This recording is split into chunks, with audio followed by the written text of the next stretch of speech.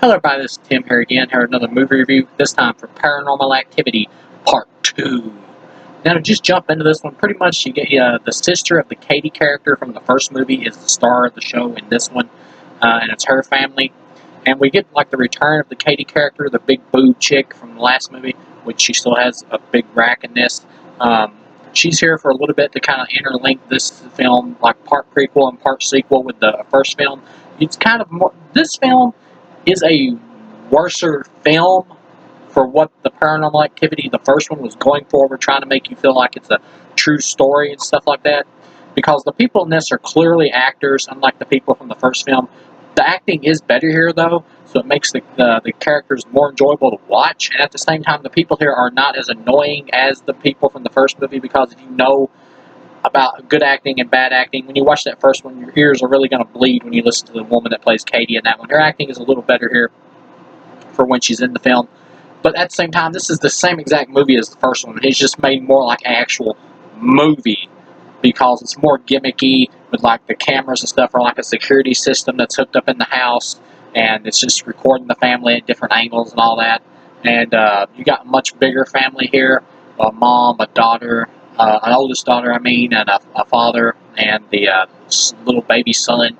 And pretty much the ending of the film interlinks with the ending of the first film. You get to possess Katie, who after she becomes possessed, and I saw this coming by the end, because after she becomes possessed, she just like comes next door and kills everybody there except for the oldest teenage daughter, who is like off on a school trip, and we hear she comes back home and finds her dead family and all that. And the Katie character pretty much kills the family, takes the baby son. You kind of get more of a clues about a mythology in this, which kind of makes it feel more of like a cinematic actual movie than just like that fake crap true story thing they tried to do in the first one.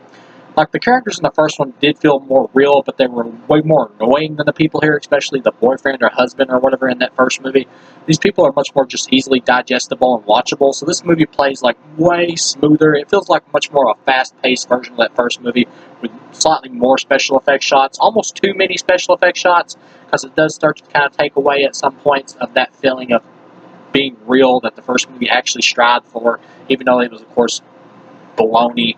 At the same time, I feel like with this subject matter, you could actually do a good quality psychological horror film out of this, which is what it seems like both these films have tried to do, to where you could play it up, like start it from a family like moving in and play it up, and just like as a regular movie, like as to where is it a ghost or isn't it a ghost, or is it just like, you know, the house being creaky and stuff. You could really play up something really interesting psychological here. Here they try to add a little bit more mythology to like the demon creature or whatever, and try to say that, well, maybe your grandmother like made a deal with the devil or something. It's like, okay, you're getting much more like out there here, trying to put like a mythology in here so you can stretch it out for even more films to keep pretending this is some true story. I don't know why they're still even bothering to do that still here. But another thing is, this movie is also much more rote. Like, as a movie, you got like the kid who's like, the baby is like seeing the demonic spirit like walking around the house or whatever, and the dog is like reacting to it too. Much more like traditional horror movie stuff. So at the same time, this movie is much more rote. It's worse written script wise for what the first movie was going for. But at the same time, it's much more entertaining, because the characters are more likable and their acting isn't as bad. It does get a little bad though, like when the dad tries to actually act as if he is trying to be like a regular real person, how he would react to the situation he's in. It comes off phony, because you can feel that it's unlike the first movie, where it felt like they just took like two random like theater actors or up and comers and threw them in there. Here it really feels like actors who may have done like a TV spot or something, who are put in here to where they are actually trying to act, so it does come off a little awkward at some points.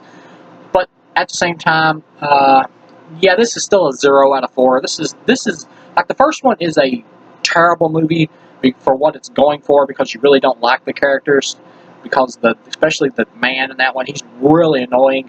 Here, this is just a bad Hollywood movie that's going for the found footage style or whatever, in much more of a gimmicky way than the first one. This is just a bad movie, like bad Hollywood movie. The first one was more just like a terrible, low-budget, independent, what should have gone like direct-to-DVD flick. So it's almost two different types of movies here with this first and second one, but they're both bad. The first one was just worse, just because the characters were more unlikable and just more hateable and more annoying. Here's the same problem, though.